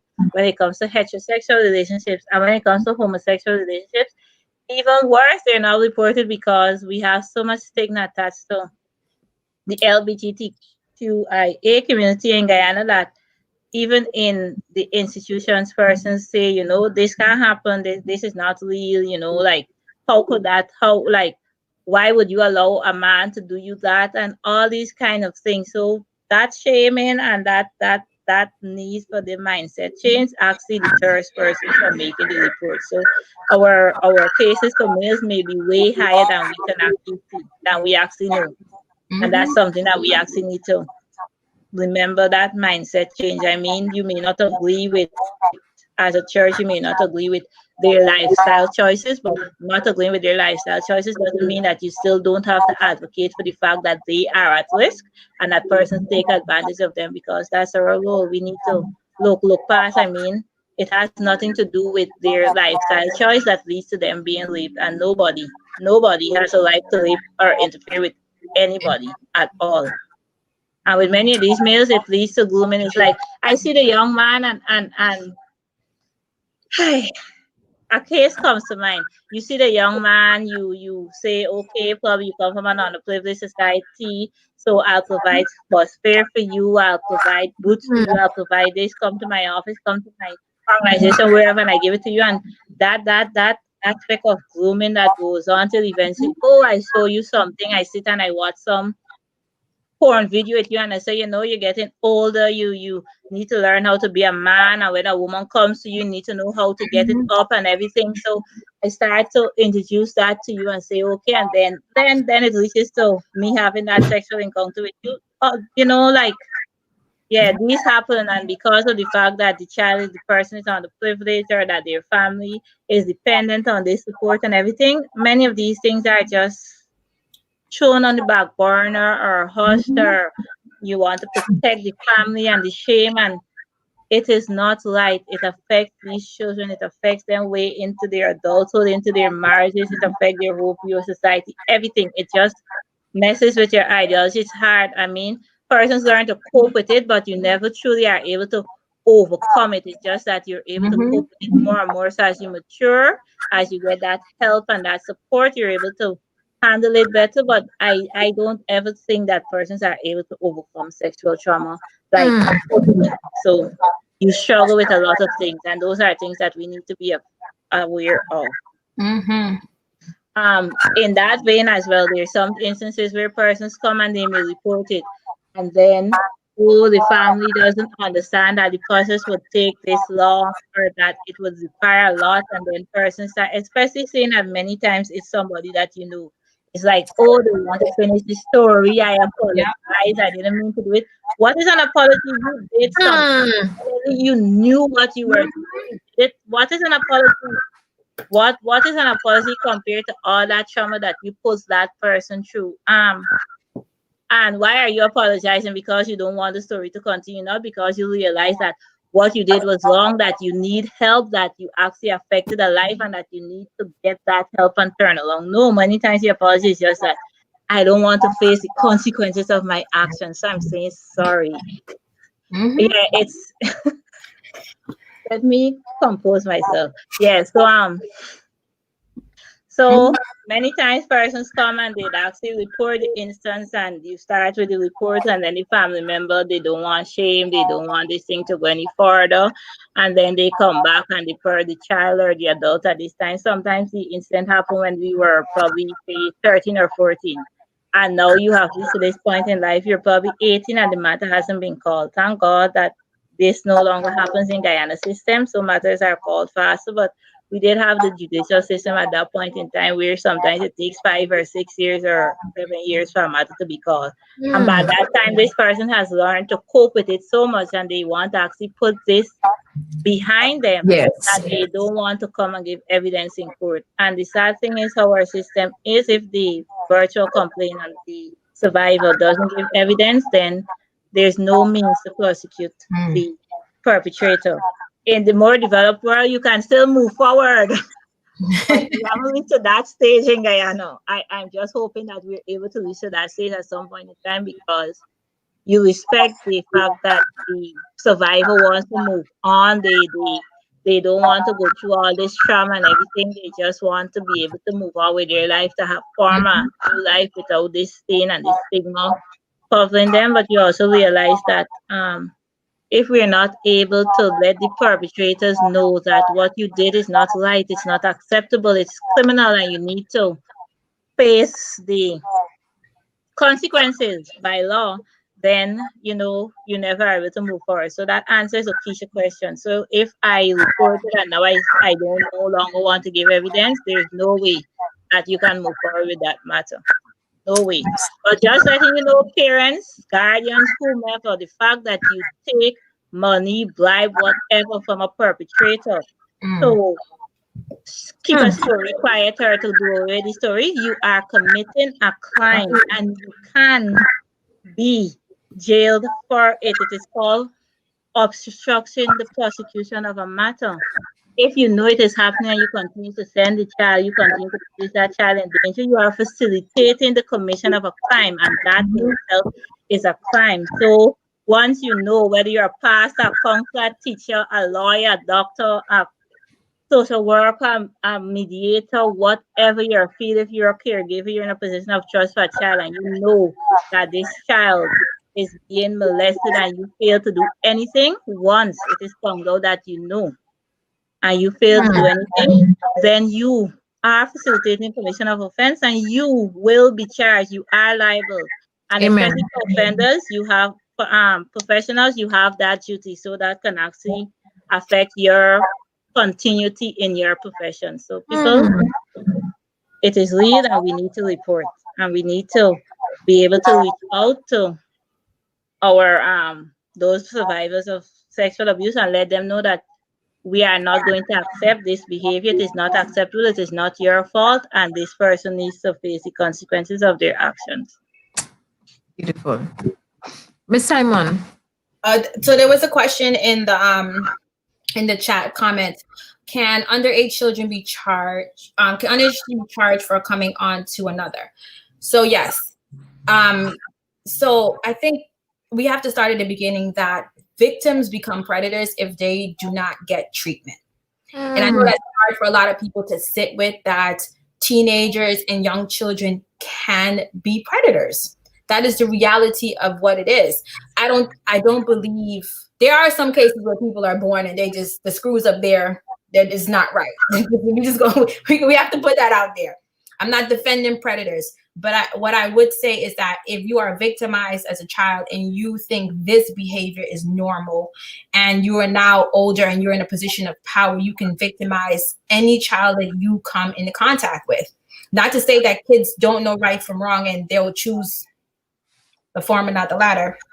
But we do have cases where children, teenagers are 8, 9, 10 will start molesting a child younger than them. I don't know for Guyana, but I can speak for here that kids are charged as perpetrators and they are prosecuted. So it's not something that is swept under the rug because it's a child on child.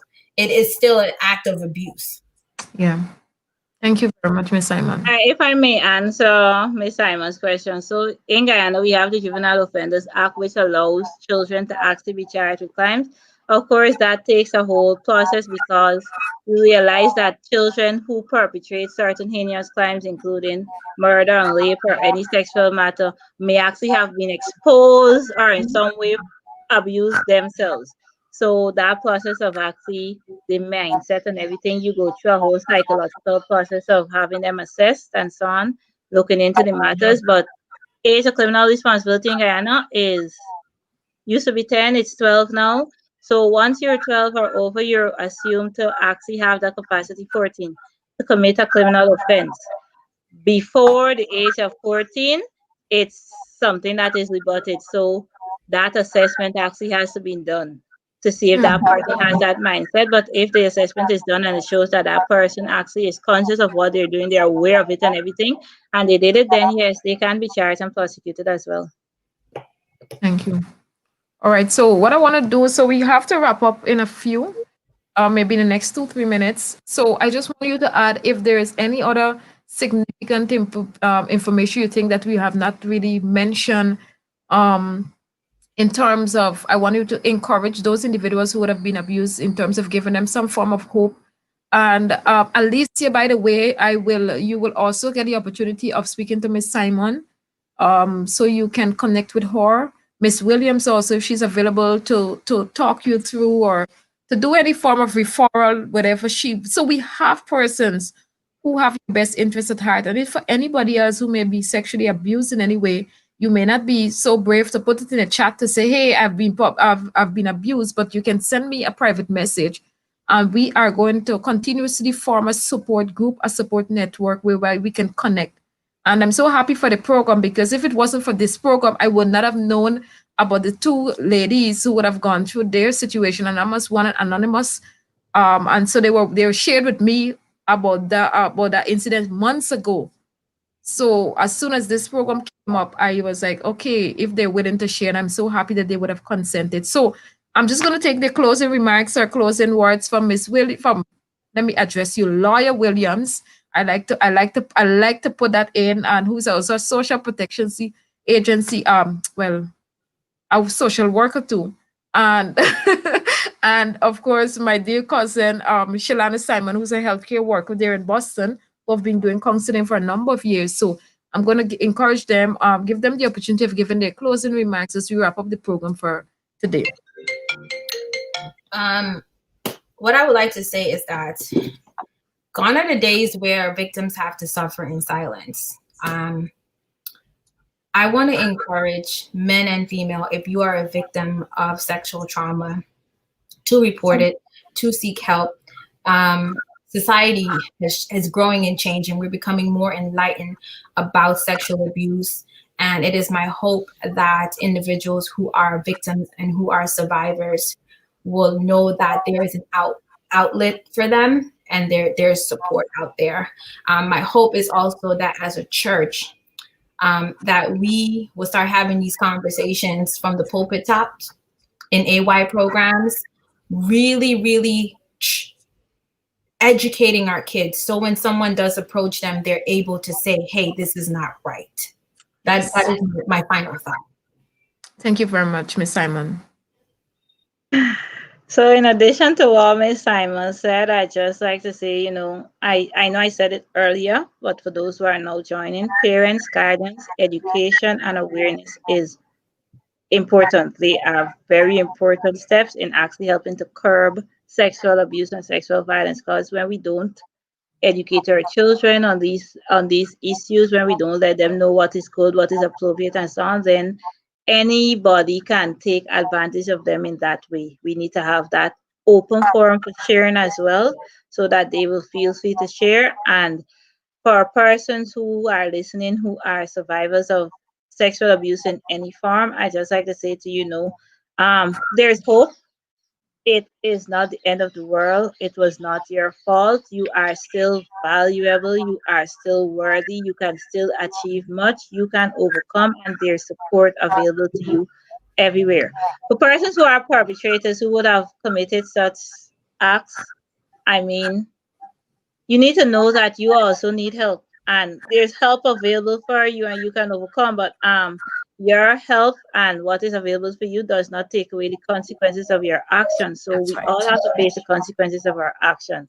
And that's something I'd like to put out there for all of us who sit on church boards and committees and so on. It is not your role as a church to protect, more or less, the perpetrator. Once a crime has been committed, your duty as a church is to report that crime. Your duty as a church is also to get assistance or get that help and that support for the person who's the survivor of that form of abuse, sexual abuse in any form, and also in whatever way to offer that assistance to the person who actually perpetrated it as well.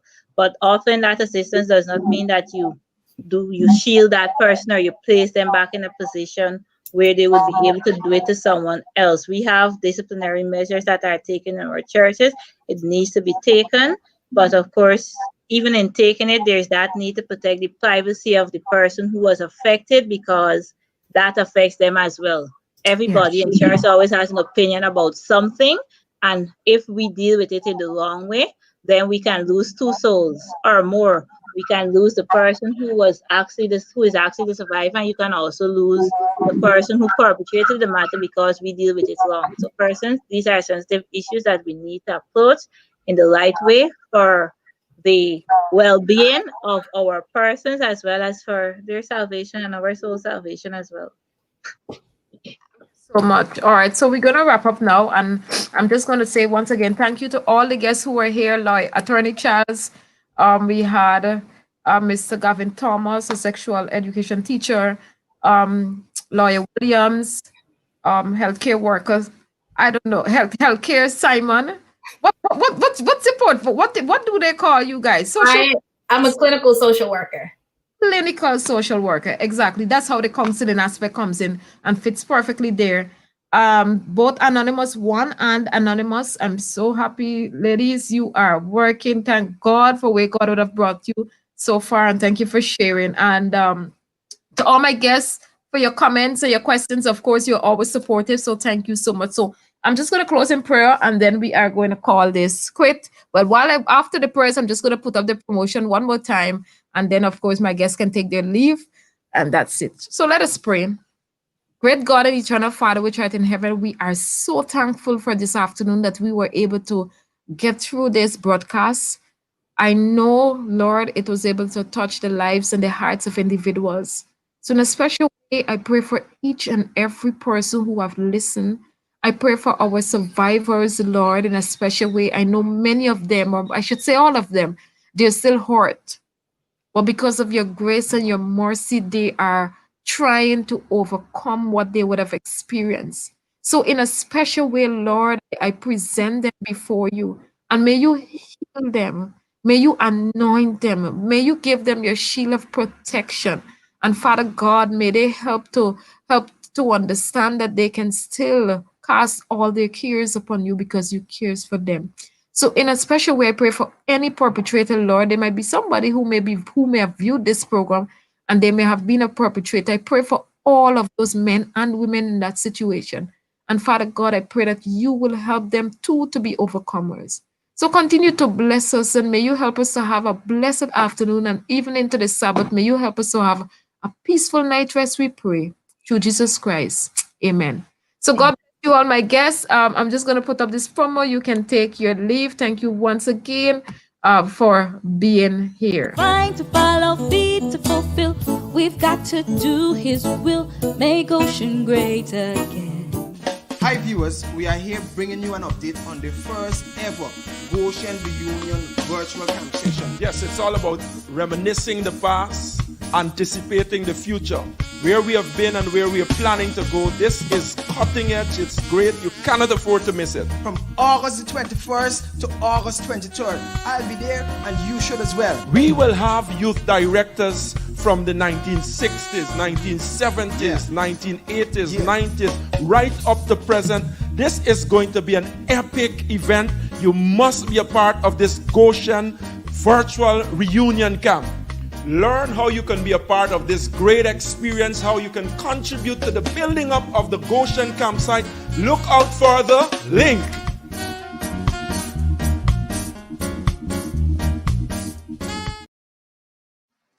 And I just want to say, remember, this is available for, you don't have to be a Seventh-day Adventist to attend this program. Anybody can attend. So click on the flyer, you will see the link there, the Zoom link is there. So see you tonight, tomorrow, and on Sunday morning. And then of course I'll see you again on Monday at 2 p.m. where we're going to explore another issue. So God bless you all. Thank you once again and have a fantastic weekend.